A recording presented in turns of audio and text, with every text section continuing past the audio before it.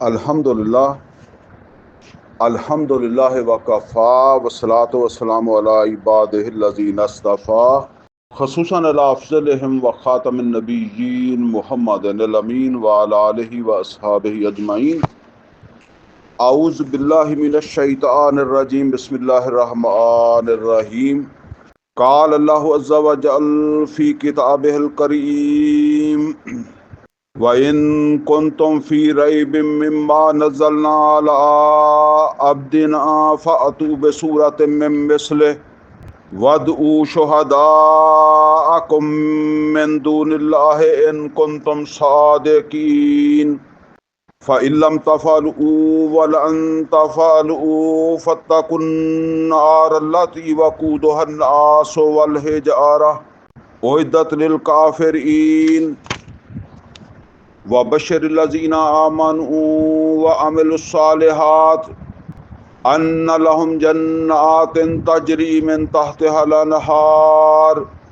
صدق اللہ العلی العظیم. ربی اشرح لی صدری ویسر لی امری واحلل عقدۃ من لسانی یفقہوا قولی. اللہم ارنا الحق حقا وارزقنا اتباعہ وارنا الباطل باطلا وارزقنا اجتنابہ. آمین یا رب العالمین.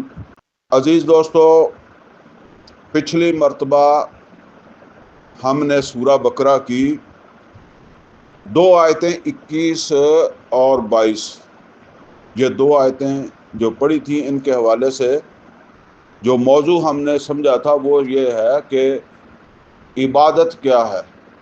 اب اس وقت میں نے اس سے آگے کی 2 بلکہ 2.5 آیات جو ہے وہ پڑھی ہے، یعنی 23 24 اور 25 نمبر آیت جو ہے اس کا بھی تھوڑا سا حصہ میں نے پڑھا ہے، آدھا حصہ تقریباً پڑھا ہے.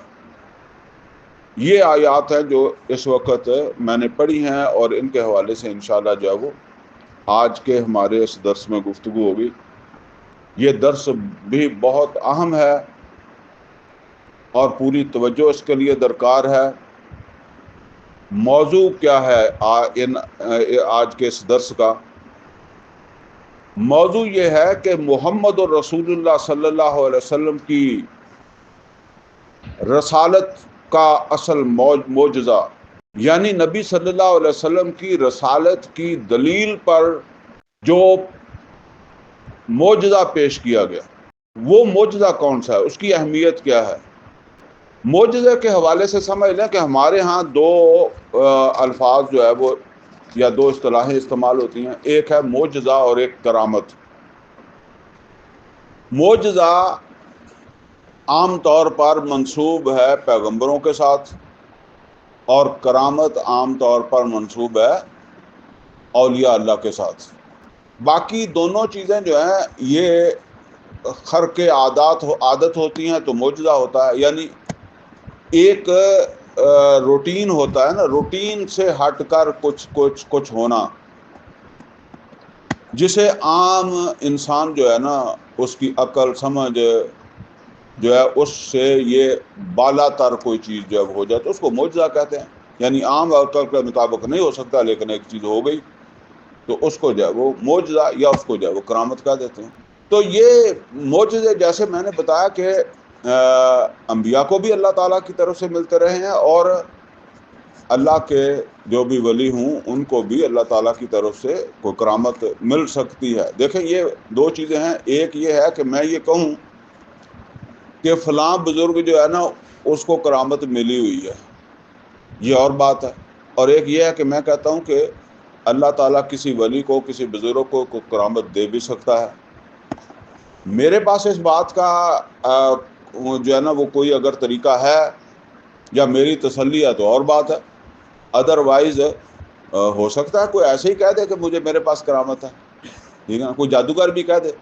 ہمارے وہ گھروں کے اندر جو ہے وہ یا بچپن میں عام طور پر جو وہ روپے بنانے والے آتے تھے نا، مداری لوگ، تو وہ بناتے ہی تھے. اگر وہ بھی کہتے ہیں کہ یہ کرامت ہے تو پھر اب ماننا لازمی نہیں. لہٰذا یہ سمجھ لیں کہ کوئی بھی کرامت ہے وہ ماننا کوئی لازمی نہیں ہے، نہ اس سے کوئی ایسی کوئی شرعی حکم جو ہے وہ ثابت ہوتا ہے، ٹھیک ہے نا. ہاں جس کے ساتھ وہ معاملہ ہے اس کو پتہ ہوگا. البتہ پیغمبروں کے معجزے خاص طور پر جو بطور جو ہے وہ دلیل رسالت پیش کیے جاتے تھے، ان کو ماننا جو ہے وہ لازمی ہوتا تھا، اور اگر ان کو نہیں مانا جاتا تھا تو اللہ تعالیٰ کی طرف سے قوم پر جو ہے وہ عذاب آتا تھا، سمجھے؟ تو یہ معجزے پیغمبروں کو اللہ تعالیٰ نے دیے، جیسے ہم قرآن حکیم ہی سے یہ بات سمجھتے ہیں کہ ایک پیغمبر ہے صالح علیہ الصلوۃ والسلام، تو صالح علیہ الصلوۃ والسلام جو ہیں ان کی قوم نے مطالبہ کیا کہ ہم آپ کو رسول مانیں گے اور آپ ہمیں یہ معجزہ دکھائیں۔ وہ معجزہ کیا تھا کہ یہ سامنے پہاڑ ہے، اس پہاڑ میں سے اونٹنی برآمد ہو، ٹھیک ہے؟ اب آپ تصور کر لیں کسی جگہ وہ میدان کے اندر بیٹھے ہوں گے، پہاڑی علاقہ ہے، ساتھ ہی کوئی پہاڑ ہے، تو انہوں نے کہا اس پہاڑ سے جو ہے وہ اونٹنی برآمد ہو جائے۔ اب ایسے ہی ہے جیسے ہم کہہ دیں کہ جی یہ دیوار ہے، اس دیوار سے جو ہے وہ کوئی چیز برآمد ہو جائے، تو اب سب آدمی سمجھتے ہیں کہ یہاں سے کچھ برآمد نہیں ہو سکتا۔ اسی طرح ان کی بھی تسلی ہے کہ پہاڑ سے کیا برآمد ہونا ہے، لیکن وہاں سے اونٹنی برآمد ہو گئی، اور انہوں نے کہا تھا کہ 10 ماہ کی گابن اونٹنی چاہیے، تو وہ اونٹنی برآمد ہو گئی۔ گویا کہ انہوں نے یہ بات مانی تھی کہ ہم آپ کو رسول مانیں گے، سچا مانیں گے اگر آپ یہ جو ہے وہ دکھا دیں۔ تو وہ اونٹنی آ گئی، مگر ان کی قوم جو تھی وہ اسی طرح ہی جو ہے وہ اپنا جو انکار تھا اس کے اوپر جو ہے وہ جمی رہی۔ پھر کئی سارے مسائل بھی پیدا ہوئے۔ وہ اونٹنی جو تھی وہ کھاتی بہت تھی، پانی بہت پیتی تھی۔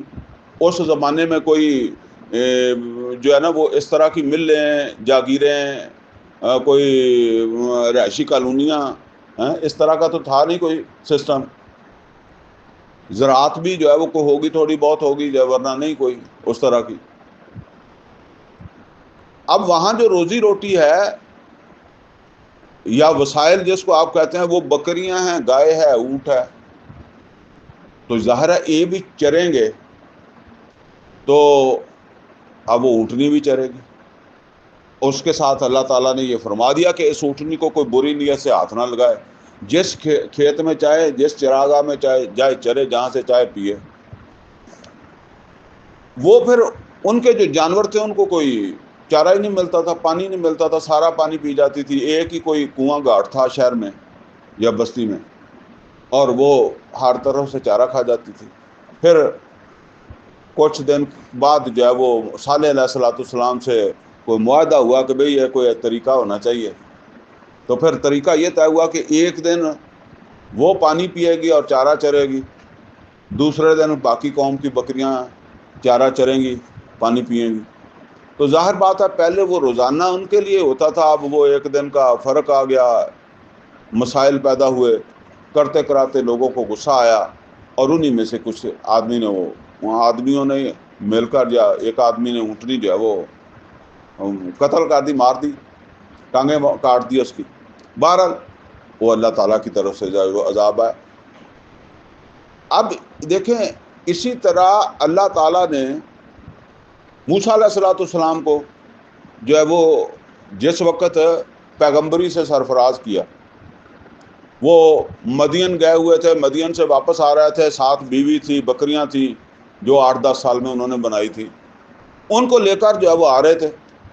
تو رستے میں رات کے وقت رستہ بھول گئے، رستہ نظر کا کوئی آئیڈیا نہیں ہو رہا تھا۔ ایک دیکھا انہوں نے روشنی کو، تو اس طرف چلے گئے۔ خیر وہاں گئے تو وہاں اور ہی منظر تھا، وہ اللہ تعالیٰ کی تجلی تھی جیسے وہ روشنی سمجھے تھے۔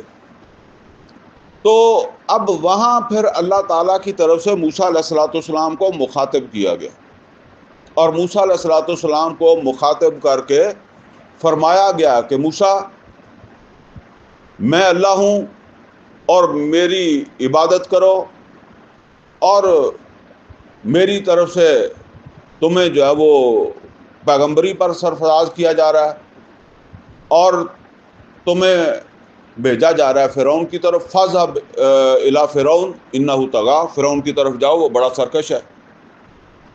اچھا، موسیٰ علیہ الصلوۃ والسلام جب مصر سے نکلے تھے نا مدین جانے سے پہلے، تو وہاں ایک واقعہ ہوا تھا، قرآن کریم میں ہم نے پڑھا ہے، بس میں اس وقت اس کا اشارہ کروں گا۔ ایک آدمی ان سے قتل ہو گیا تھا، جس وجہ سے پھر وہ چلے گئے تھے مدین، جان بچا کے چھپ کر مدین چلے گئے تھے۔ اب موسیٰ علیہ الصلوۃ والسلام نے کہا کہ اللہ، میں نے تو ان کا ایک بندہ پہلے مارا ہوا ہے، میں وہاں چلا جاؤں تو وہ تو مجھے قتل کر دیں گے، وہ میری کہاں بات مانیں گے کہ میں اللہ کا رسول ہوں، تو مجھے تو خطرہ ہے کہ وہ مجھے قتل کر دیں گے۔ اللہ تعالیٰ نے اور موسیٰ علیہ الصلوۃ والسلام کی درخواست بھی تھی کہ یہ ذمہ داری ہارون پر ڈال دیں، یہ پیغمبری ہارون علیہ السلام کو دے دیں، ان کے بڑے بھائی تھے وہ ہارون علیہ السلام۔ تو اللہ تعالیٰ نے فرمایا کہ چلو میں اس کو بھی تیرے ساتھ بھیج دیتا ہوں، ان کو بھی اللہ نے پیغمبری سے سرفراز کر دیا۔ لیکن ظاہر ہے پھر ہارون علیہ السلام تو پہلے ہی مصر میں تھے نا، وہاں تو موسیٰ علیہ الصلوۃ والسلام۔ تو اب اللہ تعالیٰ نے موسیٰ علیہ الصلوۃ والسلام نے جب کہا نا کہ مجھے ڈر ہے کہ وہ مجھے قتل کر دیں گے، تو اللہ تعالیٰ نے فرمایا کہ تو ڈر نہیں، میں تیرے ساتھ ہوں، سب کچھ دیکھنے والا سننے والا، اور تیرے ہاتھ میں کیا ہے؟ تو موسیٰ علیہ الصلوۃ والسلام نے کہا کہ یہ میرے ہاتھ میں میری لاٹھی ہے، آسا ہے۔ یہ آسا جو ہے یہ اصل کے اندر وہ عام طور پر ہمارے، اب تو وہ اس طرح بکریاں چرانے والے بھی نہیں رہے، پرانے جو بکریاں لوگ چراتے تھے نا، تو ان کے پاس جو ہے نا وہ ایک لمبا سارا ڈنڈا ٹانگا، اور اس کے آگے جو ہے وہ ایک چھری نما چیز بھی لگی ہوئی ہوتی تھی، اور وہ عام طور پر جو ہے وہ درختوں سے کے اوپر سے جو ہے وہ بکریاں چرانے والوں کی یہ بڑی ضرورت ہے۔ اس زمانے میں ذہن میں رکھیں کوئی اور کوئی ایسی نوکریاں نہیں ہیں یا کوئی ایسی فیکٹریاں نہیں، اس وقت بے شک پیغمبر ہے یا کوئی بھی ہے نا تو اس کا یہی بزنس ہے۔ تو اس سے وہ پتے جو ہے وہ اتارتے ہیں، کاٹتے ہیں، ٹہنیاں بکریاں کھاتی ہیں، تو وہی ساتھ تھا، وہی کندھے پہ رکھا ہوا تھا، چلے گئے وہاں۔ اللہ نے کہا یہ کیا ہے؟ موسیٰ علیہ الصلوۃ والسلام نے کہا کہ میرا یہ آسا ہے، میں اسے بکریاں جو ہے ان کے لیے پتے وتے بھی جھاڑتا ہوں، اور ویسے بھی میں اسے ٹیک لگا کر، جیسے آپ نے لاٹھی کے اوپر سہارا بنا کر بھی کھڑا ہو جاتا ہوں، بکریاں چر رہی ہوتی ہیں تو کہیں میدان میں کھڑا ہونا ہے تو اس کا سہارا بنا کے کھڑا ہو گیا۔ اللہ تعالیٰ نے فرمایا کہ اس کو ذرا نیچے رکھو، تو جب وہ نیچے رکھا تو وہ ایک بہت بڑا سانپ بن گیا، اژدہا بن گیا۔ اچھا، یہ جس وقت وہ سانپ کی شکل اس نے جب وہ اختیار کی تو موسیٰ علیہ الصلوۃ والسلام جو ہیں ان کو جو ہے وہ پریشانی ہوئی، اور موسیٰ علیہ الصلوۃ والسلام پیچھے ہٹے، بھاگے، ظاہر سانپ جو بن گیا۔ تو اب اللہ تعالیٰ نے فرمایا کہ اے موسیٰ ڈرو نہیں، اقبل، آگے آ، اور جو ہے وہ اس کو پکڑ لے، ہم اسے دوبارہ جو ہے وہ اس کی پہلی حالت کے اوپر جو ہے وہ لے جائیں گے، یعنی اس کو دوبارہ جو ہے وہ لاٹھی بنا دیں گے یا آسا بنا دیں گے۔ موسیٰ علیہ الصلوۃ والسلام نے جو ہے نا وہ جب اسے پکڑا تو وہ لاٹھی بن گئی، اور اللہ تعالیٰ نے پھر موسیٰ علیہ الصلوۃ والسلام سے کہا کہ اپنا ہاتھ جو ہے وہ گریبان میں ڈالو، اور جب وہ اسے گریبان میں ڈالا، نکالا، تو وہ ہاتھ جو ہے وہ روشن ہو گیا۔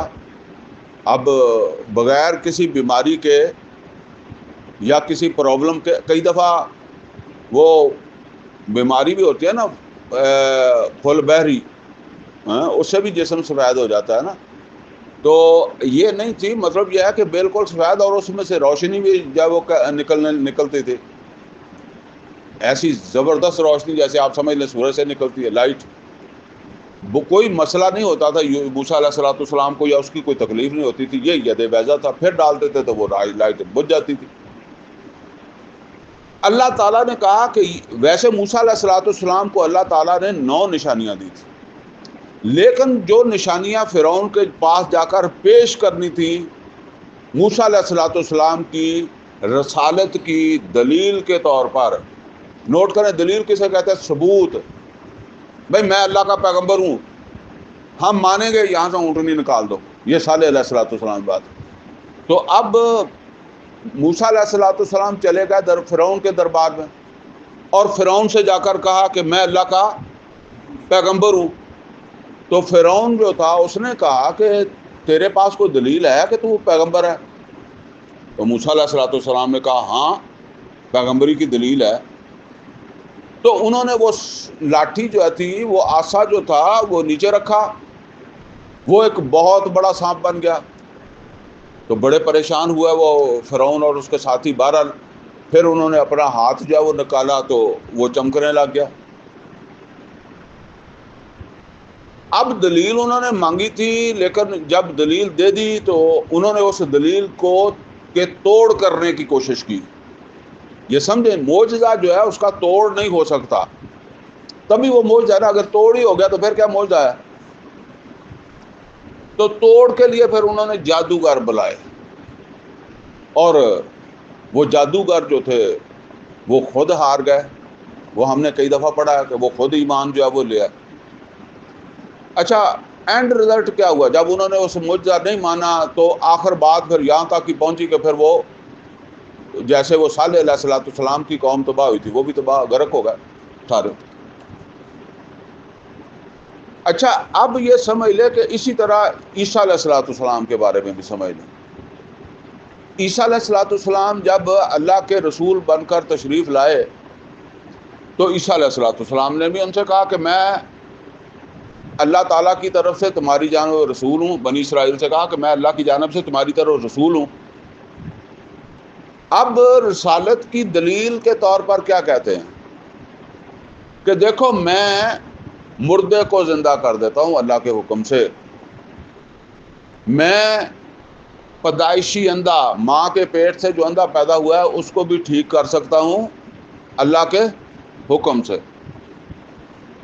اور میں جو کوہڑ یا برس کا مریض ہو, یہ کوہڑ کی بیماری آج کل ختم ہو گئی ہے, یہ میں نے اپنے جو ہے نا وہ بچپن کے دنوں میں ایک دو مریض دیکھے ہیں, بس اس وقت یہ اینڈ پر پہنچی ہوئی تھی.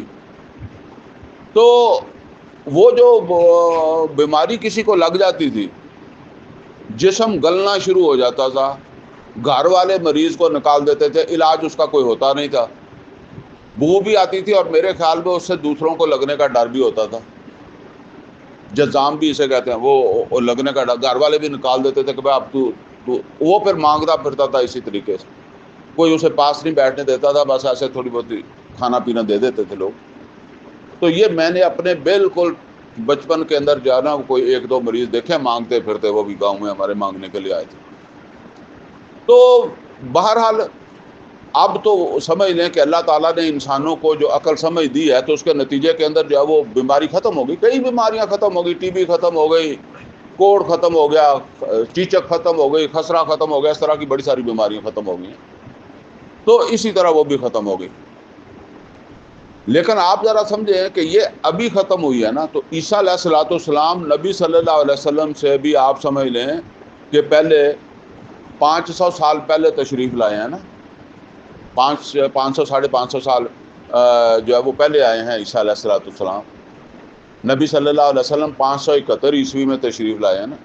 تو اب اس زمانے میں اس بیماری کا علاج کہاں تھا, لیکن عیسیٰ علیہ السلام, یہ معجزہ ہے. آج یہ معجزہ نہیں ہے, آج تو ویسے ختم ہو گئی, آج تو علاج بھی ہے. ٹی بی کا مطلب یہ ہے کہ ٹی بی کا علاج ہے, ہر چیز کا علاج ہے. جس کا علاج ہو نہیں سکتا پھر اس کا جو ہے وہ کوئی علاج کر دے. تو عیسیٰ علیہ السلام نے کوڑی کو جو ہے وہ ٹھیک کر دیتے تھے اللہ کے حکم سے. اس سے ایک بات یہ سمجھ لیں کہ یہ جتنے بھی معجزے ہیں نا وقتی ہیں. آج کوڑی کا علاج ہے, ٹھیک ہے نا, آج شاید وہ جو ماں کے پیٹ سے اندھا پیدا ہوا ہے نا اس کو بھی نئی آنکھیں لگ جائیں, ٹھیک ہے. اس زمانہ اپنے وقت کے اعتبار سے معجزہ تھا نا, آج کے اعتبار سے نہیں, اس زمانے کے اعتبار سے معجزہ تھا. اس زمانے میں نہیں تھا اس کا کوئی بھی حل. بہرحال اسی طرح عیسیٰ علیہ السلام نے کہا کہ میں تمہیں یہ بھی بتا سکتا ہوں کہ تم کیا کھا کے آئے ہو, تمہارے پیٹ میں کیا ہے, اور دوسرا یہ کہ میں تمہیں یہ بھی بتا سکتا ہوں کہ جس برتن سے تم نے کھایا ہے اس برتن میں باقی کتنا ہے. یہ ہے معجزہ. تو اب اگر ہم غور کریں نبی صلی اللہ علیہ وسلم کے معجزوں کے اوپر, تو جیسے میں نے ابھی آپ کو کچھ پیغمبروں کا ذکر کیا ہے, ویسے قرآن کریم میں اللہ تعالیٰ نے فرمایا ہے کہ ہم نے پیغمبروں کو معجزے دیے. لقد ارسلنا رسولنا بالبینات، ہم نے رسولوں کو بینات دی، معجزے دیے۔ تو بہرحال جن کا قرآن کریم میں ذکر تھا یا جو میرے ذہن میں تھے وہ میں نے آپ کے سامنے بیان کر دیے۔ نبی صلی اللہ علیہ وسلم کو ابھی اللہ تعالیٰ نے بہت سارے معجزے دیے۔ مثلا نبی صلی اللہ علیہ وسلم مینا میں تھے، تو اس وقت وہاں کچھ لوگ موجود تھے، ان کے ساتھ بات چیت ہو رہی تھی، تو نبی صلی اللہ علیہ وسلم نے چاند کی طرف اشارہ کیا تو چاند دو ٹکڑے ہو گیا، شق القمر کا واقعہ۔ اچھا، اسی طریقے سے اب ظاہر ہے یہ کوئی عام آدمی تو نہیں کر سکتا نا، کوئی دوسرا کہے جی میں بھی کر سکتا ہوں۔ اسی طریقے سے ایک واقعہ، نبی صلی اللہ علیہ وسلم خندق کھود رہے ہیں، صحابہ آپ کے ساتھ ہیں، اور ایک صحابی جو ہیں وہ آ کر نبی صلی اللہ علیہ وسلم سے کہتے ہیں کہ اے اللہ کے رسول، بھوک بہت لگی ہوئی ہے اور میں نے پیٹ پر پتھر باندھا ہوا ہے۔ اس نے کپڑا اٹھا کے دکھایا کہ پتھر باندھا ہوا ہے، ایک پتھر باندھا ہوا ہے۔ نبی صلی اللہ علیہ وسلم نے اسے کپڑا اٹھا کے دکھایا کہ دو پتھر میں نے باندھے ہوئے ہیں، تو نے ایک باندھا، میں نے دو باندھے ہوئے۔ تو یہ بھی ایک سمجھ لیں کہ نبی صلی اللہ علیہ وسلم نے کبھی اس طریقے سے اپنے لیے کو بہت جو ہے نا وہ ایک منفرد قسم کا جو ہے وہ جیسے ہم کہتے ہیں نا آج کل کے جو لیڈر ہوتے ہیں خصوصی طور پر وہ عام کارکن جو ہوتے ہیں ان کی طرح وہ محنت بھی نہیں کرتے یا ان کی طرح مشقتوں میں سے بھی نہیں گزرتے۔ نبی صلی اللہ علیہ وسلم اپنے ساتھیوں کے ساتھ جو ہے وہ ان مشقتوں سے جو ہے وہ گزرتے تھے۔ بہرحال اسی دوران کسی صحابی کو جو ہے وہ پتہ چلا کہ نبی صلی اللہ علیہ وسلم بھی بہت دیر سے جو ہے وہ آپ نے کھانا نہیں کھایا ہوا، تو ان کے گھر میں کوئی گنجائش تھی یا کوئی گنجائش پیدا کر لی گئی، انہوں نے تھوڑا سا کھانا جو ہے وہ تیار کر لیا، اور نبی صلی اللہ علیہ وسلم کے پاس آ کر پردے کے ساتھ یہ بات کہنے لگے، سرگوشی میں یہ بات کہنے لگے کہ اللہ کے رسول، میرے گھر میں کچھ کھانا تیار ہوا ہے، آپ خاموشی سے آ جائیں، یعنی کسی کو پتہ نہ لگے، باقی لوگ کام کرتے رہیں اور آپ آ جائیں اور آپ کھانا کھا لیں۔ نبی کریم صلی اللہ علیہ وسلم نے وہاں جتنے بھی لوگ تھے نا سب کو اونچی آواز میں پکارا کہ بھئی آ جاؤ، کھانا پک گیا ہے، کھانا پکا ہوا۔ اب وہ صحابی کہتے ہیں کہ میں بڑا پریشان تھا، میں نے کہا کھانا تو ایک آدمی کو مشکل ہے، تو یہ سارے لوگ جو ہے وہ وہاں چلے جائیں گے، چلو ایک کا دو ہوتے تو پھر بھی کوئی بات تھی، اب سارے لوگ چلے جائیں گے تو شرمندگی بھی ہے، کھانا ہے نہیں۔ تو نبی صلی اللہ علیہ وسلم فرمایا کہ تم پریشان نہیں ہو، کھانا پورا ہو جائے۔ تو نبی صلی اللہ علیہ وسلم گئے اور نبی صلی اللہ علیہ وسلم نے جو ہے نا وہ اسے کہا کہ بھئی اس کا جو ہے وہ منہ کھولنا نہیں ہے، بس ہاتھ ڈالنا ہے اور کھانا نکال کے دیتے جانا ہے۔ جب تک سب کو کھانا نہیں ملا تو اسی طرح ہی ہوتا رہا، سب نے کھانا کھا لیا۔ اب یہ معجزہ ہے۔ اسی طریقے سے ایک واقعہ ہے کہ وہ نبی صلی اللہ علیہ وسلم آپ کو دودھ درکار تھا، کوئی بکریاں والا تھا، اس نے کہا بکری کے نیچے دودھ نہیں ہے، تو آپ نے کہا کہ ادھر لاؤ دودھ، ہم خود نکال لیں گے۔ تو نبی صلی اللہ علیہ وسلم نے دودھ نکالا اور جتنی ضرورت تھی اتنا نکل آیا، اور یہ معجزہ ہے۔ اسی طریقے سے نبی صلی اللہ علیہ وسلم مسجد نبوی جب بنی ہے تو وہاں نبی صلی اللہ علیہ وسلم خطاب کیا کرتے تھے، تو چونکہ آج کل کے دور کی مسجد نہیں تھی، مسجد سادہ تھی، اور وہ جس طرح ہمارے پرانے مکان ہوتے تھے ان کے اوپر چھتیر ہوتے تھے، نیچے تھمیاں وغیرہ ہوتی تھی، تو وہ تھمی یا ستون آپ سمجھ لیں وہ کیا چیز تھی، وہ ایک کھجور کا تنا کھڑا کیا ہوا تھا بطور ستون یا تھمی، وہ کھجور کا تنا تھا کھڑا تھا۔ نبی صلی اللہ علیہ وسلم اس کے ساتھ سہارا لگا کے کھڑے ہو جاتے تھے، خطبہ پڑھا کرتے تھے۔ بعد میں ذرا حالات بہتر ہو گئے تو نبی صلی اللہ علیہ وسلم کے لیے ایک ممبر تیار کر دیا گیا کہ آپ اس کے اوپر آ کر خطبہ دیا کریں۔ تو جب وہ خطبہ دینے کے لیے پہلی دفعہ نبی صلی اللہ علیہ وسلم اس ممبر کی طرف گئے نا، تو اس تنے میں سے کھجور کے کٹے ہوئے، پتہ نہیں کب سے کٹا ہوا سوکھا تنا، اس میں سے رونے کی آواز آنے لگی. اور یہ رونے کی آواز جو تھی وہ کیوں آنے لگی؟ یہ اللہ تعالیٰ کی طرف سے اس کے اندر ایک احساس پیدا ہوا کہ یہ سعادت، یہ عزت مجھے حاصل تھی کہ محمد اور رسول اللہ صلی اللہ علیہ وسلم میرے ساتھ ٹیک لگاتے تھے نا، اب ہم ممبر پر جایا کریں گے. بہرحال یہ نبی صلی اللہ علیہ وسلم کے کچھ معجزوں کا میں نے ذکر کیا، بے شمار معجزے اور بھی ہیں.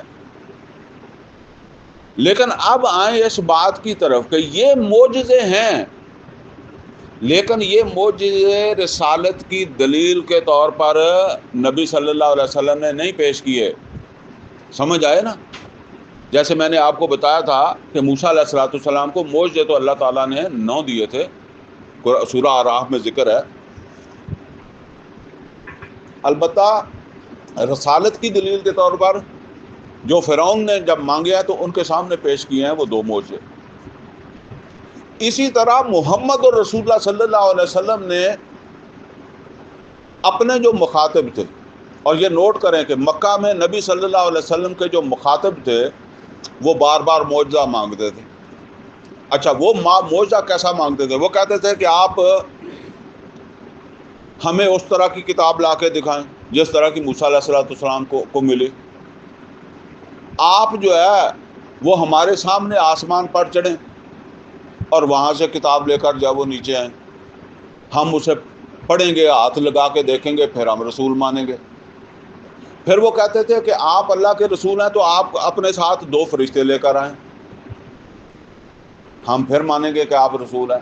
آپ اللہ کے رسول ہیں تو مکے میں اتنی پانی کی قلت ہے، آپ ایک چشمہ ہی جاری کر دیں.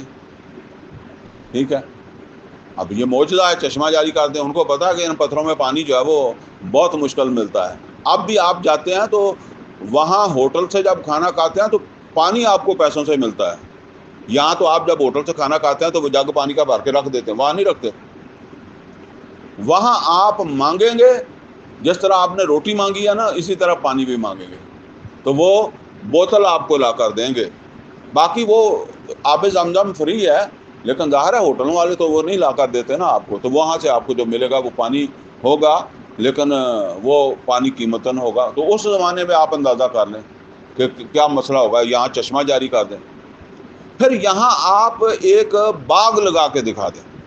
یہ میں صرف ان چیزوں کی بات کرتا ہوں جو قرآن حکیم میں آ گئی ہیں، ویسے تو پتہ نہیں کتنی باتیں گی. ایک باغ لگا کے دکھا دیں. چلیں آپ تو کم سے کم پیغمبر ہیں نا، آپ تو کھائیں نا فروٹ وہاں سے، آپ کو تو جو ہے وہ کھانے پینے کی پریشانی نہ ہو. پھر اسی طریقے سے آپ کے لیے ایک محل ہو، جیسے بادشاہوں کا محل ہوتا ہے، امیر لوگوں کے محل ہوتے ہیں. آپ بھی ہماری طرح کے ایک مکان میں رہتے ہیں. بلکہ وہ قرآن کریم میں آتا ہے کہ انہوں کہتے تھے مال حاضر رسول، ہم کیسے رسول مانیں، یاکل الطعام و یمشی فی الاسواق، کھانا کھاتے ہیں اور ہماری طرح گلیوں بازاروں میں پھرنا پڑتا ہے، ان کو رسول ہیں. اب آپ آج کے دور کے اندر دیکھیں، آپ کا یہ کوئی ایم پی ایم این اے جو آج نہیں، وہ آج سے کوئی 10 سال پہلے ہی ایم پی ایم این اے رہا ہوگا نا، تو وہ بھی بازار سے سودا لینے نہیں جاتا. ٹھیک ہے نا، اس کے پاس بھی چیلے چانٹے بڑے ہوتے ہیں بھاگ کر جانے کے لینے کے لیے ہوتے. وہ کسی ضروری کام کے لیے جائے گا. وہ ایسا نہیں ہے کہ جی ادھر میں جا رہا ہوں سگریٹ لینے جا رہا ہوں یا ادھر میں چائے کی پتی لینے جا رہا ہوں. وہ اس کے جانے والے بڑے ہوتے ہیں. لیکن محمد اور رسول اللہ صلی اللہ علیہ وسلم خود پھر رہے ہیں، تو وہ کہتے ہیں کہ جی یہ کیا بات ہوئی، آپ کا کوئی پروٹوکول ہونا چاہیے. اللہ تعالیٰ نے یہاں تک فرما دیا قرآن میں، یہ سورہ بنی اسرائیل میں بھی ہے، سورہ اعراف میں بھی ہے. اللہ نے واضح طور پر فرما دیا کہ اے محمد صلی اللہ علیہ وسلم، اگر یہ جو معجزے مانگتے ہیں نا، اگر آپ چاہتے ہیں یہ دکھانا، تو پھر آپ خود آسمان پر کوئی سیڑھی لگا لیں اور ان کو معجزہ دکھا دیں. مطلب کیا ہے کہ پھر آپ اپنی طاقت سے کوئی معجزہ دکھا دیں. اور نوٹ کریں، اپنی طاقت سے مراد کیا ہے کہ معجزہ ہمیشہ اللہ تعالیٰ کی طرف سے ہوتا ہے. کرامت بھی اگر ہے تو وہ اللہ کی طرف سے. اگر اللہ کی طرف سے رسول کو نہیں دیا جاتا تو رسول مجبور ہیں، کوئی معجزہ نہیں دکھا سکتے. اگر موسیٰ علیہ السلام کو اللہ کی طرف سے معجزہ نہ ملتا تو موسیٰ علیہ السلام معجزے کے بغیر ہی تھے. اونٹنی اللہ نہ نکالتا تو نہیں نکلتی. اب اللہ تعالیٰ نے جس کو جو معجزہ دیا محمد رسول اللہ صلی اللہ علیہ وسلم کو، وہ ہے اصل قابل غور بات۔ اور دیکھیں کہ کسی رسول نے اپنا معجزہ اس چیلنج کے ساتھ پیش نہیں کیا جس چیلنج کے ساتھ محمد رسول اللہ صلی اللہ علیہ وسلم کو اللہ تعالیٰ نے کہا کہ آپ یہ معجزہ پیش کریں۔ وہ معجزہ کیا ہے؟ وہ معجزہ ہے قرآن حکیم۔ عام طور پر ہم لوگ جو ہے نا، وہ ہمیں یہ سمجھ نہیں آتی کہ یہ تو قرآن ہے، یہ معجزہ کیسے ہے؟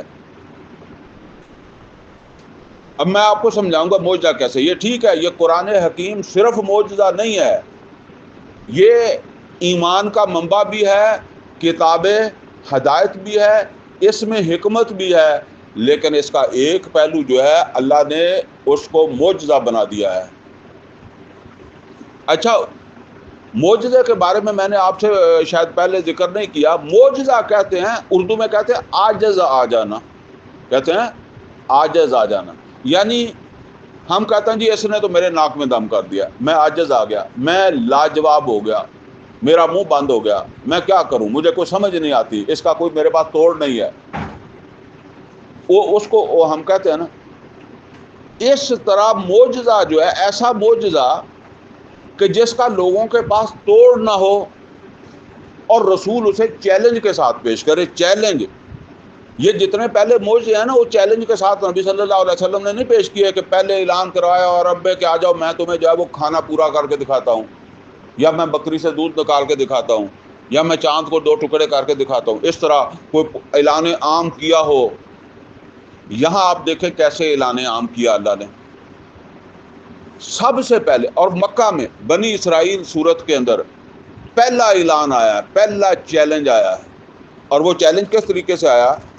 فرمایا بنی اسرائیل کی آیت نمبر 88 میں، فرمایا قل لا ان اجتمعت الانس والجن، اے محمد اور رسول اللہ صلی اللہ علیہ وسلم آپ ان کو کہہ دیں جو معجزے مانگتے ہیں۔ اچھا، جس مقام پر یہ آیت آئی ہے نا، اس کے آگے پیچھے آپ پڑھیں گے تو وہاں معجزے مانگے گئے ہیں۔ انہوں نے معجزے وہی مانگے جس کا میں نے ابھی ذکر کیا ہے۔ اب کیا کہا جا رہا ہے؟ قل، اے نبی صلی اللہ علیہ وسلم یہ معجزے مانگنے والوں کو کہہ دیں، کیا کہہ دیں؟ قل لا ان اجتمعت الانس والجن، اگر جمع ہو جاؤ تم سب جن اور انسان۔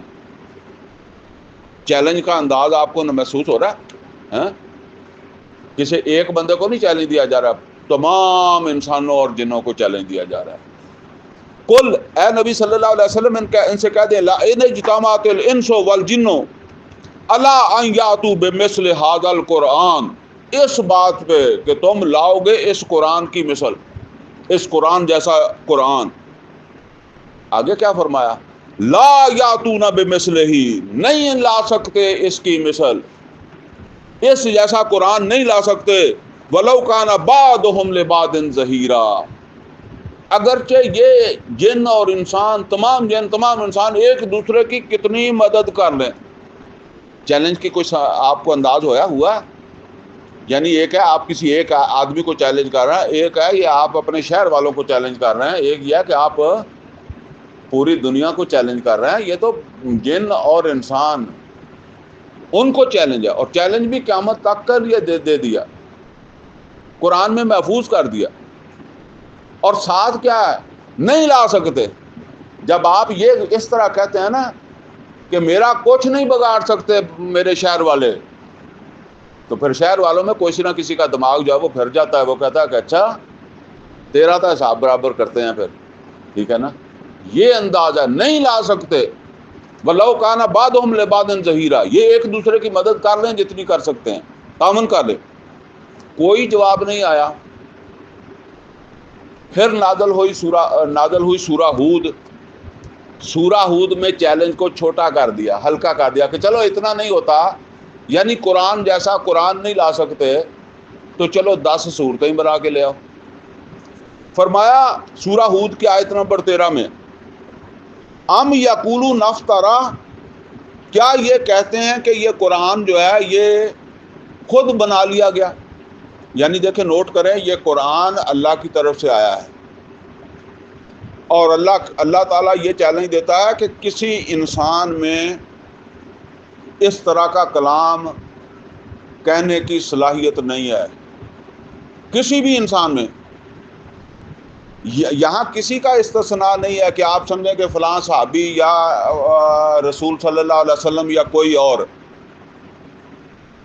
کوئی جن اور انسان اس جیسا کلام نہیں بنا سکتے۔ اب مخالفین کیا کہتے ہیں؟ وہ کہتے ہیں انہوں نے بنا لیا ہے۔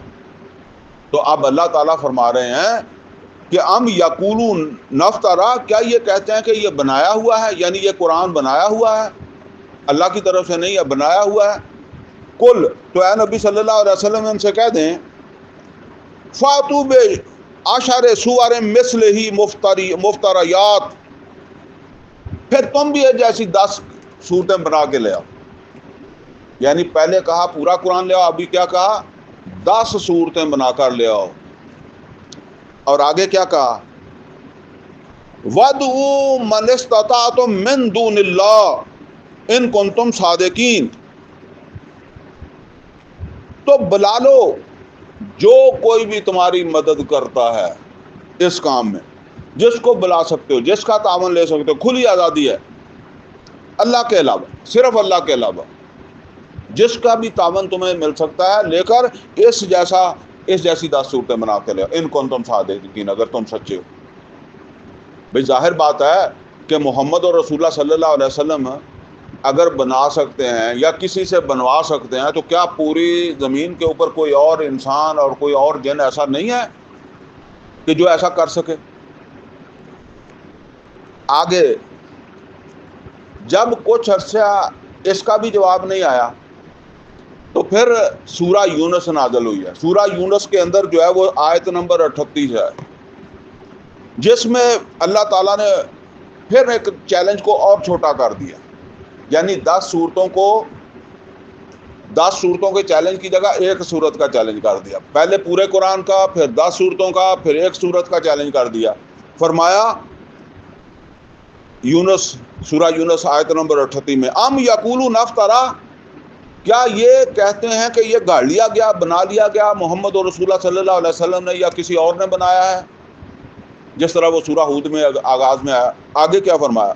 کل، اے نبی صلی اللہ علیہ وسلم ان سے کہہ دیں فاتو بصورت من مثلہ، تو تم بھی اس صورت کی مثل، تم اس جیسی کوئی ایک صورت بنا کر لے آؤ۔ یعنی محمد اور رسول اللہ صلی اللہ علیہ وسلم تو ظاہر مسلسل وہی آ رہی ہے تو سنا رہے ہیں نا، تو تم اس جیسی ایک صورت بنا کر لے آؤ۔ قل فاتوا بصورت من مثلہ، وقل فاتوا بصورت مثلہ، اس جیسی کوئی ایک صورت جو ہے وہ بنا کر لے آؤ۔ وَادْعُوا مَنِ اسْتَطَعْتُم مِّن دُونِ اللَّهِ، اور جس کو بھی تم بلا سکتے ہو بلا لو، جس کی مدد کی بھی تمہارے اندر جب وہ استطاعت ہے نا، تم سمجھتے ہو کہ اس سے ہم تعاون لے لیں گے، لے لو، کوئی اعتراض نہیں ہے اللہ کے علاوہ۔ جو بھی تمہارے ساتھ تعاون کرے، ان کنتم صادقین، اگر تم سچے ہو تو ایک صورت بنا کر لے آؤ۔ اب دیکھیں کیسے چیلنج کا انداز بھی دیکھیں اور پھر چیلنج کو کم کرنے کا انداز بھی دیکھیں۔ اچھا، اب ایک اور بات نوٹ کر لیں، یہ بھی روایات میں آتا ہے کہ قرآن کی سب سے چھوٹی سورت سورہ کوثر، یہ خانہ کعبہ کے اندر جو ہے وہ لگا بھی دی گئی، چیلنج ہے جی۔ لیکن میں نے آپ کو بتایا تھا کہ معجزہ وہ ہے جس کا وہ توڑ نہ کر سکیں، اور پھر چیلنج کے ساتھ پیش کیا جاتا ہے۔ اب نبی صلی اللہ علیہ وسلم ہجرت کر کے مدینے آ گئے۔ جب مدینے آئے تو مدینے پھر یہ چیلنج دیا گیا 4تھی دفعہ، لیکن 4تھی دفعہ بھی ایک ہی صورت کا دیا گیا، ایک صورت سے کم نہیں چیلنج دیا۔ چنانچہ کیا فرمایا یہاں؟ فرمایا ان کنتم فی ریب مما نزلنا علی عبدنا، وَإِن كُنتُمْ فِي رَيْبٍ مِّمَّا نَزَّلْنَا عَلَىٰ عَبْدِنَا، اگر تم کسی ریب میں ہو، تم کسی شک میں ہو، کس چیز کے حوالے سے شک میں ہو؟ مِّمَّا نَزَّلْنَا عَلَىٰ عَبْدِنَا، جو ہم نے نازل کیا ہے اپنے بندے پر۔ بندے کون ہیں؟ محمد اور رسول اللہ صلی اللہ علیہ وسلم۔ ہم نے نازل کیا اپنے بندے پر، وہ کیا ہے؟ وہ ہے قرآن۔ اگر تمہیں اس قرآن کے بارے میں شک ہے، کیا شک ہے کہ یہ اللہ کا کلام نہیں ہے، تو کیا کرو، فاتو بصورت من مثلہ، تو پھر تم اس جیسی ایک صورت بنا کر لے کر آؤ، وَدُّوا شُهَدَاءَكُم مِّن دُونِ اللَّهِ، اور بلا لو جو بھی تمہارے مددگار ہیں، جو تمہاری مدد کر سکتے ہیں اللہ کے علاوہ، سب کو بلا لو، ان کنتم صادقین، اگر تم سچے ہو اس بات میں کہ یہ محمد صلی اللہ علیہ وسلم کا کلام نہیں ہے، تو پھر تم جو ہے وہ اپنی سچائی کی دلیل پیش کرو۔ وَدُّوا شُهَدَاءَكُم مِّن دُونِ اللَّهِ إِن كُنتُمْ صَادِقِينَ۔ اب آگے فرمایا، چیلنج کے انداز کو آپ ذرا ضرور نوٹ کریں ورنہ بات پھر اسی سے سمجھ آتی ہے۔ فَإِن لَّمْ تَفْعَلُوا، پھر اگر تم ایسا نہ کر سکو، فَإِن لَّمْ تَفْعَلُوا وَلَن تَفْعَلُوا، اور تم یہ کر بھی نہیں سکو گے۔ اندازہ کریں وہ جو میں نے آپ سے کہا کہ جب آپ کھڑے ہو کر اپنے شہر والوں کو کہیں گے نا کہ تم میرا کچھ نہیں بگاڑ سکتے، تو پھر کوئی نہ کوئی اٹھ کھڑا ہوگا۔ یہ بلکہ یہ انداز کیا ہے، کسی کو غصہ دلانے کا۔ جب آپ کسی سے ہماری زبان میں کہتے ہیں کہ تو اینی جوگا نہیں، تو وہ پھر اگر جوگا ہو تو پھر جوگا ہو کے دکھاتا ہے کہ نہیں دکھاتا؟ تو یہ بات ہے جو ان سے کہا جا رہا ہے کہ تم میں سے، جنوں انس میں سے کوئی اس قابل نہیں ہے، کوئی اس لائق نہیں ہے۔ فَإِن لَّمْ تَفْعَلُوا وَلَن تَفْعَلُوا، یہ لام نون جب آتا ہے تو یہ بالکل جیسے کسی چیز کو کاٹ کے رکھ دیتے ہیں کہ نہیں، ہو ہی نہیں سکتا۔ وَلَن تَفْعَلُوا، تم نہیں کر سکتے، اور جب نہیں کر سکتے فَاتَّقُوا النَّارَ الَّتِي وَقُودُهَا النَّاسُ وَالْحِجَارَةُ، تو ڈرو اس آگ سے جس کا ایندھن جو ہے وہ انسان اور پتھر بننے والے ہیں، جس کا فَاتَّقُوا النَّارَ الَّتِي وَقُودُهَا النَّاسُ وَالْحِجَارَةُ، جس کا ایندھن انسان اور پتھر بنیں گے، اس آگ سے بچو۔ او عدت للکافرین، او عدت للکافرین، یہ آگ تیار ہی کی گئی ہے جو اللہ کی اس کلام کا انکار کریں گے۔ انکار سے کیا مراد ہے؟ جو اسے اللہ کا کلام نہیں مانیں گے، اس کے بارے میں کوئی شکوک، شبہ یا ریب کے اندر مبتلا ہوں گے۔ اور اگلی بات کیا ہے؟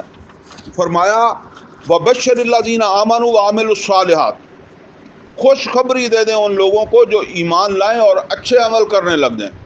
اچھا، یہاں ایمان لانا کس چیز کے اوپر ہے؟ جیسے وہاں کفر کرنا تھا، قرآن کا کفر، یہاں ایمان لانا ہے قرآن پر ایمان لانا، اور قرآن پر ایمان لا کر قرآن کے مطابق عمل ہے عمل صالح، ٹھیک ہے نا؟ یہ آپ تعلق سمجھے ہمارے پچھلے درس کے ساتھ، اس لیے کہ ابد کی جو عبادت ہے وہ قرآن کے مطابق ہونی چاہیے، اس وجہ سے یہ بات یہاں آ رہی ہے۔ تو فرمایا کہ وَبَشِّرِ الَّذِينَ آمَنُوا، خوشخبری دے دیں ان لوگوں کو جو ایمان لائیں، اس قرآن کو اللہ کا کلام مانیں اور پھر اس کے مطابق اچھے عمل کریں، اس کے مطابق عمل کریں۔ وَعَمِلُوا الصَّالِحَاتِ أَنَّ لَهُمْ جَنَّاتٍ، ان کے لیے وہ جنات ہیں جن تجری من تحتها الانہار، جس کے نیچے نہریں بہتی ہیں، وہ ان کے لیے ہیں جنہوں نے قرآن کے مطابق زندگی گزاری ہوگی۔ اب آپ ذرا غور کریں اس بات کے اوپر جی، کہ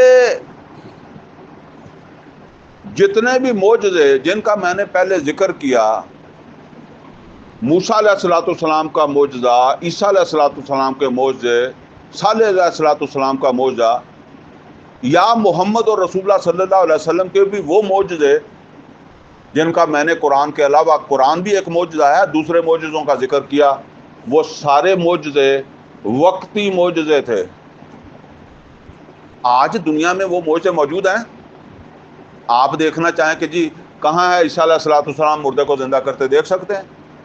نہیں دیکھ سکتے۔ بس وہ معجزے اسی وقت تک تھے جب تک عیسیٰ علیہ الصلوۃ والسلام موجود تھے، اور موسیٰ علیہ الصلوۃ والسلام کا معجزہ، چلیں ید بیضا تو ظاہر بات ہے وہ تو ہاتھ ہوتا تھا، جب موسیٰ علیہ الصلوۃ والسلام فوت ہوئے، دفن ہو گئے، تو ہاتھ تو ساتھ ہی دفن ہو گیا نا، لیکن لاٹھی بھی دفن ہو گئی، وہ جو آسا سانپ بنتا تھا وہ بھی دفن ہو گیا، وہ تو دفن نہیں ہوا،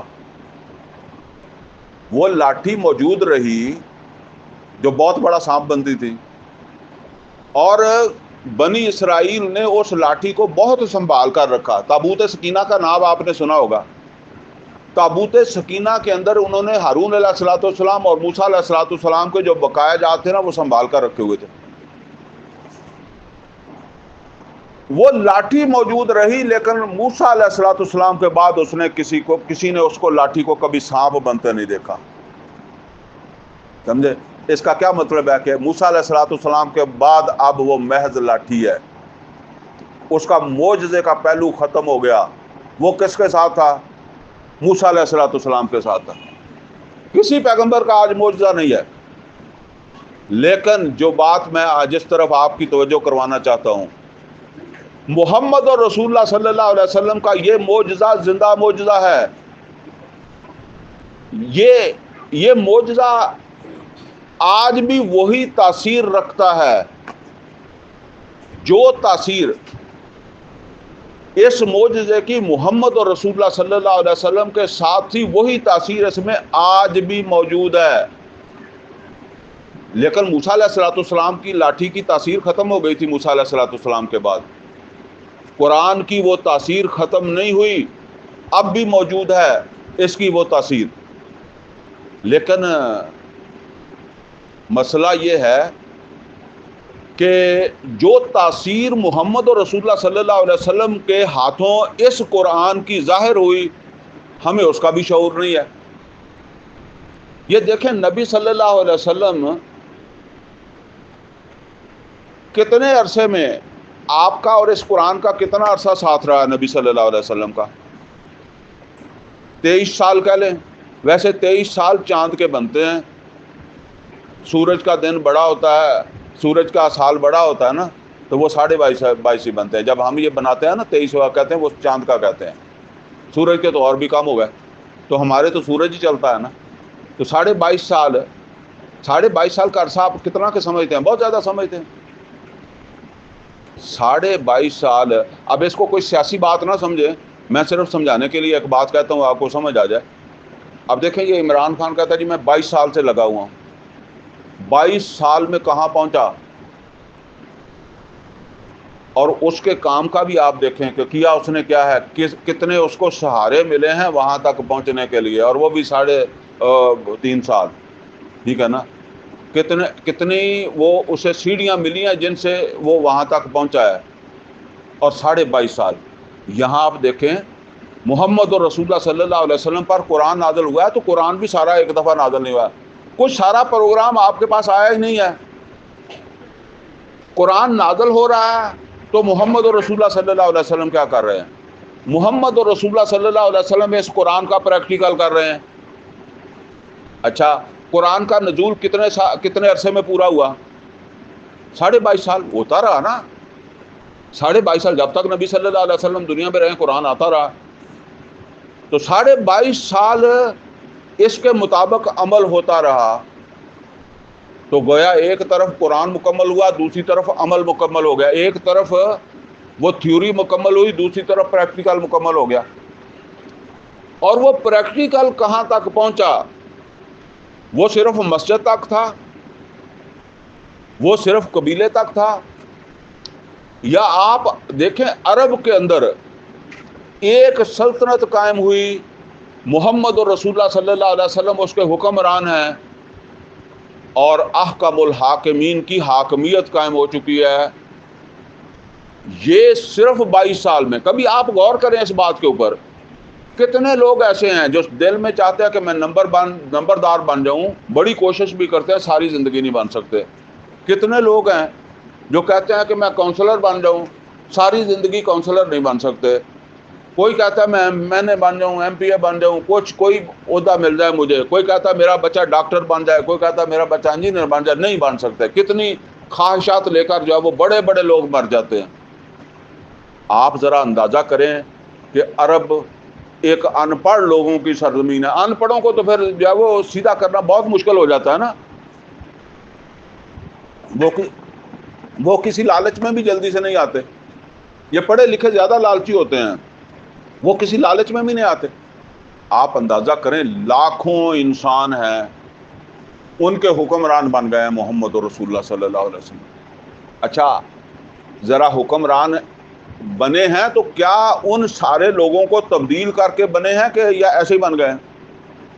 آپ نوٹ کریں، سب لوگوں کے عقائد بدل گئے، اس علاقے کے رہنے والے لوگوں کے عقیدہ بدلنا کوئی آسان کام نہیں ہوتا، سب سے مشکل کام یہی ہوتا ہے۔ یہ جو ہمارے سیاستدان حکمران بنتے ہیں، یہ کسی کا عقیدہ نہیں بدلتے، کسی کی رسمیں نہیں بدلتے، کسی کے معاملات نہیں بدلتے، یہ تو بس وہ ووٹ لے کے اوپر چلو حکومت بنا لیا نا۔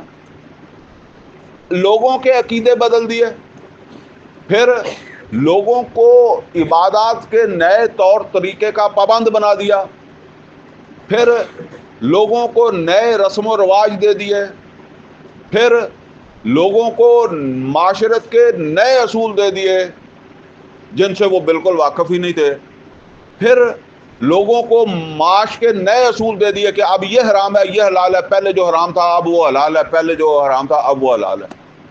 یہ کوئی آسانی کے ساتھ بندہ جو ہے وہ مان جاتا ہے؟ منوا دیا لوگوں سے۔ پھر عرب کے اندر اس طرح کی حکومت کا رواج ہی نہیں تھا۔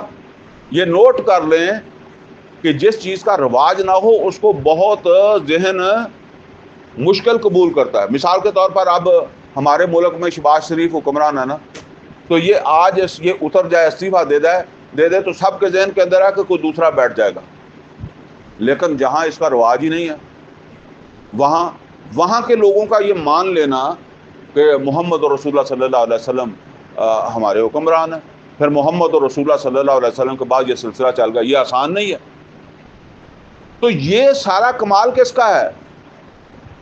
یہ جہاں محمد رسول اللہ صلی اللہ علیہ وسلم کا کمال ہے، وہاں اس معجزے کا کمال ہے جو اللہ تعالیٰ نے محمد رسول اللہ صلی اللہ علیہ وسلم کو دیا۔ اچھا، ہم جب دیکھتے ہیں نا تو ہم نبی صلی اللہ علیہ وسلم کو جب دیکھتے ہیں تو ہم کیسے دیکھتے ہیں؟ ہم دیکھتے ہیں، اگر ہمارے کو سیرت کی مجلس ہو، میلاد کی مجلس ہو، کوئی دوسری تیسری چیز ہو، تو ہمارے جو وہاں تقریریں کرنے والے ہیں نا، وہ یا تو نبی صلی اللہ علیہ وسلم کی نمازوں کا ذکر کریں گے، راتوں کو نماز پڑھتے تھے، یا کوئی اور نبی صلی اللہ علیہ وسلم کی کوئی زلفوں کا یا کوئی دانتوں کی خوبیوں کا تذکرہ ہوگا، کوئی رنگت کا تذکرہ ہوگا، کوئی زلفوں کی بات ہوگی، کوئی پگڑی ٹوپی، کوئی اس طرح کی چیزیں جو دنیا دیکھتی ہے۔ دنیا کیا دیکھتی ہے؟ دنیا یہ نہیں دیکھتی کہ محمد رسول اللہ صلی اللہ علیہ وسلم دن میں کتنی نمازیں پڑھتے تھے اور کتنے روزے رکھتے تھے اور کتنی جو ہے وہ عبادت کرتے تھے، رات کو کتنا کھڑے رہتے تھے۔ دنیا دیکھتی ہے کہ محمد رسول اللہ صلی اللہ علیہ وسلم نے جس قوم کو تیار کیا، اس قوم کے اجتماعی اصول کیا تھے، معاشرت کے اصول کیا تھے۔ اسلام میں معاشرت کا اصول کیا ہے؟ مساوات۔ گورے کو کالے پر، کالے کو گورے پر کوئی فضیلت نہیں ہے، امیر غریب کوئی فرق نہیں ہے، چھوٹے قد والا بڑے قد والا کوئی فرق نہیں ہے۔ یہ فرق کس نے بٹایا؟ محمد رسول اللہ صلی اللہ علیہ وسلم۔ اسی طریقے سے سب کو روزی ملنی چاہیے۔ جو عمر فاروق رضی اللہ تعالیٰ عنہ نے کہا کہ دریائے فرات کے کنارے کتا بھی بھوکا مرے تو میری ذمہ داری ہے، یہ کہاں سے سیکھا انہوں نے؟ یہ کس نے کہا کہ مزدور کو مزدوری پسینہ خشک ہونے سے پہلے دو؟ کس نے کہا ملاوٹ کرنے والا ہم میں سے نہیں ہے؟ یہ ان لوگوں کے، آپ وہ واقعہ سنیں عمر فاروق رضی اللہ تعالیٰ عنہ کے دور کا، کہ ایک عورت پانی ڈال رہی ہے نا دودھ میں، تو ماں روک رہی ہے، تو وہ عورت کہتی ہے کہ خلیفہ کون سا یہاں موجود ہے؟ تو اس نے کہا خلیفہ موجود نہیں ہے، تو کون موجود ہے؟ اللہ موجود ہے۔ یہ تصور کس نے دیا؟ محمد رسول اللہ صلی اللہ علیہ وسلم نے۔ اور حکمران قوم کا خادم ہوتا ہے۔ نبی صلی اللہ علیہ وسلم کا فرمان ہے سید القوم خادمہم۔ سید کسے کہتے ہیں؟ سردار کو۔ قوم کا سردار قوم کا خادم ہوتا ہے۔ خود محمد رسول اللہ صلی اللہ، آپ تو اللہ کے رسول ہیں، اس وجہ سے ہم نہیں کہتے، لیکن آپ تو بڑی خدمت خلق کرتے رہے۔ عمر فاروق رضی اللہ تعالیٰ عنہ یہ حکمران تھے، خادم تھے۔ دنیا یہ دیکھتی ہے، محمد کے صلی اللہ علیہ وسلم کے اس کمال کو دیکھتی ہے، اور یہ وہ کمال ہے جس کی وجہ سے دنیا، اگر یہ آپ کے اندر پیدا ہو جائے تو دنیا آپ کی طرف بھاگ کے آ جائے گی۔ جس طرح اب آپ کے بچے بھاگ کر برطانیہ جاتے ہیں، امریکہ جاتے ہیں، وہ کہاں وہاں اس لیے جاتے ہیں کہ وہاں نمازوں کا ثواب بہت ملتا ہے، یا وہاں کس لیے جاتے ہیں؟ ذرا غور تو کریں۔ اس لیے کہ وہاں انسانی مساوات ہے، انسانوں کو برابر سمجھا جاتا ہے، وہاں معاش کے جو ہے نا وہ سب کے لیے دروازے ایک جیسے کھلے ہیں، اور وہاں کے جو حکمران ہیں وہ ظلم نہیں کرتے، عوام کو ان کے حقوق دیتے ہیں، عوام پھر ان کو حکمرانوں کو بھی حقوق دیتی ہے۔ یہ کمال کس کا ہے؟ اگرچہ یہ محمد اور رسول اللہ صلی اللہ علیہ وسلم کا کمال ہے، لیکن محمد اور رسول اللہ صلی اللہ علیہ وسلم کو یہ قرآن کا یہ کمال کہاں سے ملا؟ اس قرآن سے ملا۔ آج ہم کتنی بدقسمت قوم ہیں کہ ہمارے نمازیں پڑھنے والے بہت، داڑیاں رکھنے والے بہت، جماعتیں اور کیا وہ کہتے ہیں کہ اجتماعات کرنے والے بہت ہیں، لیکن ہم محروم ہیں۔ اس سوسائٹی میں ہماری بھی جان نکلتی ہے کہ ہم کسی طرح اس سوسائٹی سے نکل جائیں، کسی دوسری دنیا میں چلے جائیں۔ تو یہ سمجھ لیں یہ قرآن ہے معجزہ، اور جب تک اس قرآن کو اس نظر سے نہیں پکڑیں گے، محمد اور رسول اللہ صلی اللہ علیہ وسلم کی پوری زندگی کو اسوہ نہیں بنائیں گے، تو اس وقت تک اس قرآن سے ہمیں وہ صحیح استفادہ نہیں ملنا۔ جب تک وہ قرآن ہم محمد اور رسول اللہ صلی اللہ علیہ وسلم کی پوری زندگی کو اسوہ نہیں بنائیں گے اور قرآن پورے کو سامنے نہیں رکھیں گے، تو اس معجزے سے ہم استفادہ نہیں کر سکیں گے۔ پھر یہ بس ایسے ایک کتاب ہی ہے، یہ پھر وہ زندہ معجزے والی بات جو ہے اس سے ہم محروم رہیں گے۔ اور یہ قرآن عزت دینے کے لیے آیا ہے، ذلیل ہونے کے لیے نہیں آیا، لیکن ہم ذلیل ہو رہے ہیں۔ وہ ایک شعر ہے نا علامہ اقبال کا، وہ زمانے میں معزز تھے مسلمان ہو کر، تم خوار ہوئے تار کے قرآن ہو کر۔ تو ہماری وہ خواری جو ہے وہ تار کے قرآن ہونے کی وجہ سے ہے۔ بس میں ایک دو چیزیں آپ کو اور جو ہے وہ بتا دوں کہ یہ قرآن کے بارے میں اللہ نے قرآن میں کیا کہا ہے، بس اس کے بعد انشاءاللہ بات ختم کر دیں گے۔ فرمایا اللہ تعالیٰ نے، یہ سورہ مدثر کی آیت نمبر 49، 50 اور 51 ہے، چھوٹی چھوٹی آیتیں۔ فرمایا فما لہم ان تذکرۃ مورزین، اے محمد صلی اللہ علیہ وسلم کیا ہو گیا ان لوگوں کو، یہ مکے میں نازل ہو رہی ہے نا، کیا ہو گیا ان لوگوں کو، یہ اس تذکرے سے، اس قرآن سے منہ پھیر کر بھاگ رہے ہیں۔ کون بھاگ رہے تھے؟ وہ جو مشرکین تھے۔ کیا ہو گیا ہے کہ یہ اس تذکرے سے، اس قرآن سے بھاگ رہے ہیں؟ کیسے بھاگ رہے ہیں؟ کأنہم حمر مستنفرہ، ایسے بھاگ رہے ہیں کہ جیسے جنگلی گدھے بھاگتے ہیں۔ یعنی وہ جو بھاگنے والے ہیں نا، قرآن سے بھاگنے والے، ان کو کیا کہا؟ جنگلی گدھے۔ فرمایا کأنہم حمر مستنفرہ، ایسے بھاگتے ہیں جیسے جنگلی گدھے بھاگتے ہیں۔ اگلی آیت میں فرمایا فرت من قسورہ، کب بھاگتے ہیں جنگلی گدھے؟ جب شیر کی داڑ سنتے ہیں۔ فرمایا یہ قرآن شیر کی داڑ ہے، اس کو اس داڑ کے آگے جنگلی گدھوں کی طرح بھاگتے ہیں۔ اور آپ دیکھیں ذرا، اس داڑ کے آگے پورا وہ عرب ڈھیر ہو گیا، نہ بت رہے، نہ بتوں کو پوجنے والے رہے، نہ شرک رہا، نہ شرک کرنے والے رہے، اور توحید غالب ہو گئی اس شیر کے آگے جو آج ہمارے پاس ہے۔ یہ موسیٰ علیہ السلام کی لاٹھی جیسا قرآن ہے آج، یہ زندہ معجزہ نہیں ہے، یہ موسیٰ علیہ السلام کی لاٹھی سے زیادہ اثر نہیں آج ہمارے پاس رکھتا، لیکن اس میں قصور ہمارا ہے، اس کا نہیں ہے۔ سورہ طٰہٰ میں اللہ تعالیٰ نے نبی صلی اللہ علیہ وسلم کو کہا، حالانکہ سورہ طٰہٰ جو ہے وہ مکے میں نازل ہو رہی ہے نا، بڑی پریشانیاں تھیں۔ اللہ تعالیٰ نے فرمایا طٰہٰ ما انزلنا علیک القرآن لیشقیٰ، اے محمد صلی اللہ علیہ وسلم یہ قرآن ہم نے آپ کے اوپر اس لیے نازل نہیں کیا کہ آپ بد نصیب ہوں، یہ اس لیے نازل کیا کہ آپ اچھے نصیبوں والے ہوں۔ سمجھتے ہیں نا اچھے نصیب، یعنی یہ اچھے نصیب کرنے والے کے لیے ہے، کرنے کے لیے آیا ہے، یہ بد نصیبی دینے کے لیے نہیں آیا۔ تو ہمیں کیوں بد نصیبی ملے گی؟ اگر ہم حامل قرآن ہیں تو کیوں بد نصیبی ملے گی؟ اگر ہم اس کے ساتھ وہی رویہ اختیار کریں جو محمد رسول اللہ صلی اللہ علیہ وسلم اور صحابہ نے رکھا تھا۔ اسی طریقے سے سورہ طٰہٰ کی آیت نمبر 123 میں فرمایا فَمَنِ اتَّبَعَ هُدَایَ، جو بھی ہماری اس ہدایت کے تابع ہوگا، فَلَا يَضِلُّ وَلَا يَشْقَىٰ، وہ نہ گمراہ ہوگا نہ وہ شکی ہوگا، شکی، بدبخت، بد نصیب، اس قرآن کے تابع ہونے والا بد نصیب نہیں ہوگا۔